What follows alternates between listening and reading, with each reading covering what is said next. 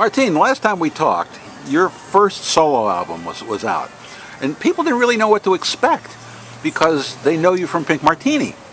So they were, oh, he does that? And now you come back with this one, which is different. I think. Don't you think it's a little different? I didn't know what to expect with the first one either. I had no plan. I just went into the studio and started recording what I thought would be the first album. And it ended up being completely different from what I had planned. So what had you planned? I had a bunch of songs that I'd written over the years with on the road with Pink Martini, and also just on whenever I had time. Part of my process of practicing guitar too. I've played guitar longer than I played drums, but I've never really played it very consistently, very as a main instrument. I've just had a guitar and I played it occasionally. But now, for the last several years, I've been trying to get better at playing guitar, and as a side effect of that, I started writing more songs. I'd written songs before that too. I always liked songwriting. Some of my favorite musicians are songwriters, composers, and so I've always had an interest in that aspect of music. But when I started recording the songs that I thought would be on the first album, something entirely different came out, and almost everything was new, as the music dictated what it wanted. So, well, in a way, in a manner of speaking, you know, the music guides you along, and it's a dialogue with what you're doing. But what happened in the second album was very similar. I had a bunch of songs that I had left over from the first album. I thought, I really want to record these songs because, gosh, I couldn't fit them in the first album, and I really liked them, but they didn't go with the other stuff. So I will record these as a second album. But no, that did not go as planned, and so entirely new repertoire came about. Again, there are a few from being from being in the studio, from recording, from trying to record and failing at recording the things that I really wanted to record, having to write new things that sounded more coherent with my view at the moment, with my ear at the moment, and there are some things that are older in the second album. There are some songs that I wrote actually several years ago that are in the album, but most of it, again, is from being in the studio, from being in the process, and writing new music. There's also there are three covers actually, this time, three very old songs that I have rearranged in a very new way. So that's also for instance, Petite Fleur. Oh yeah. And Quizás, Quizás, Quizás, and what's the other one? I don't remember. Oh, Blue Skies. Petite Fleur always has a clarinet or soprano sax. That's right. Well, you know, Sidney Bechet. Right. Am I saying it right? Oh yeah. So what was your take on it? Was the composer of the melody. Yeah. He was a saxophonist. But I forget who wrote the words. A few people contributed to the lyrics of that. What was your take on the song? Oh, my take on the song was to have it as a bossa nova. As I often like to do things. I love Brazilian music. I can't get enough Brazilian music. So anything that can be transformed into bossa nova, I will transform into bossa nova. I will transform you into bossa nova if you're not careful. I have a record. I have a record by Edmundo Rose, who transformed the sound of music to merengues and things like that. Lovely. Wow. Merengue is amazing too. I just heard some merengue recently that absolutely blew my mind. So, how many instruments do you play on this album? Have you counted? I haven't counted. Approximately. A few.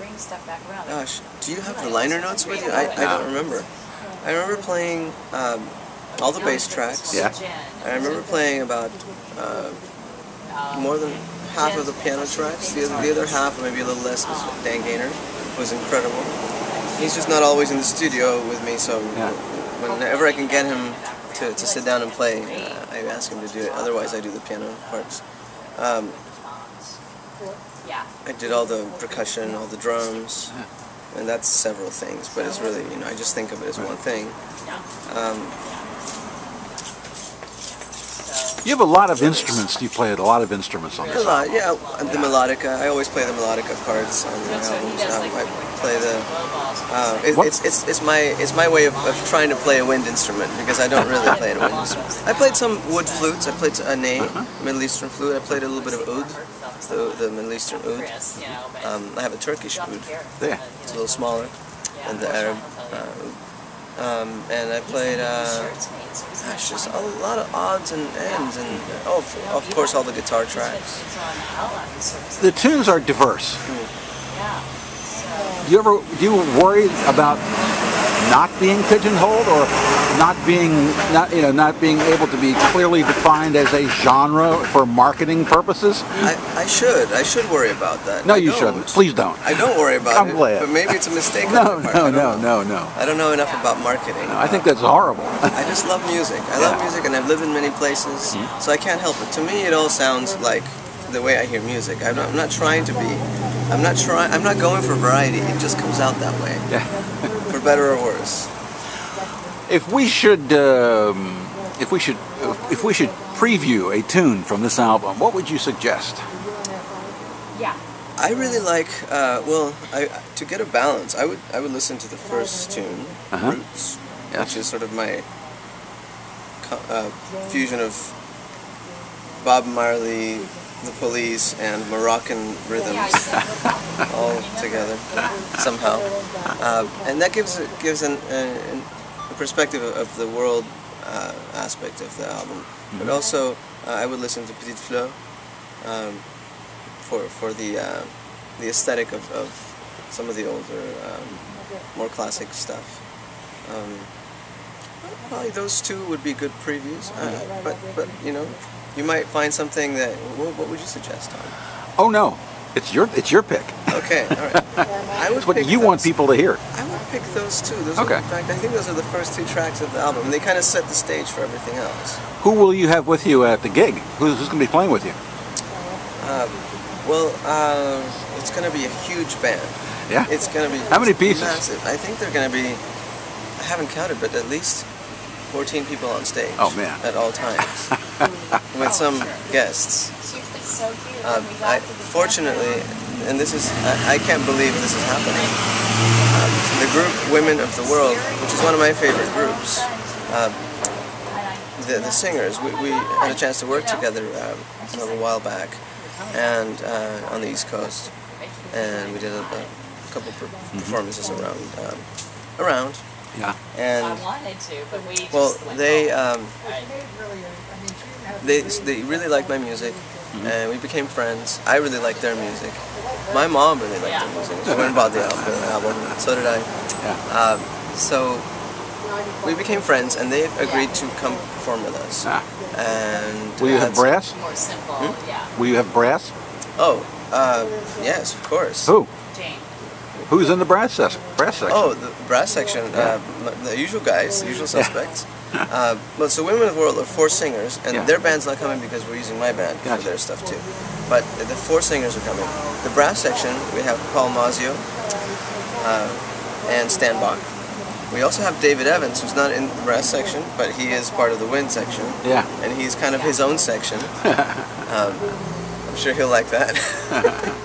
We have the David Evans section, playing saxophones and clarinets. We have Mario Diaz, my friend, will be playing guitar on some things and singing with me on some songs. Dan Gaynor will be playing the piano, and Dan has been singing along with me, doing harmonies, and it sounds great. He's a very good singer.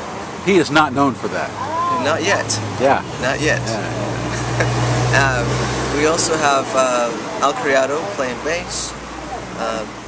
Very, very good friend. He's almost family. Yeah. Great bass player. One of the most solid bass players in town. Nobody can play a cha-cha-cha like Al. Yeah. It's really incredible. And well, he's Cuban. I guess you should. Well, that's what you call an all-star band. Right. It is. I think so. It is, right? really. And then me. And you. And then me. not sure how all-star I am, but well, you know, Martin, really best of luck with this album. You know, have a great gig, and for those of you who want to hear that taste of that, what? I forgot. Israel Ano is playing drums. Oh, okay. Israel Ano. Yeah. Who was honored by Thera Memory on one of Thera's records by going, Thera left in Mr. Ano on the record. Oh, wow, I love that. That's so Stevie. Yeah. That's so Stevie Wonder when he does the Dizzy Gillespie. Okay. Oh, and one more thing. Yes. Simon Lucas is playing percussion. Awesome. Great pandeiro player and Brazilian percussion. All right. Well, anyway, so for people who want to get a little taste, it's just below this screen. Thanks a lot. Thanks, Tom.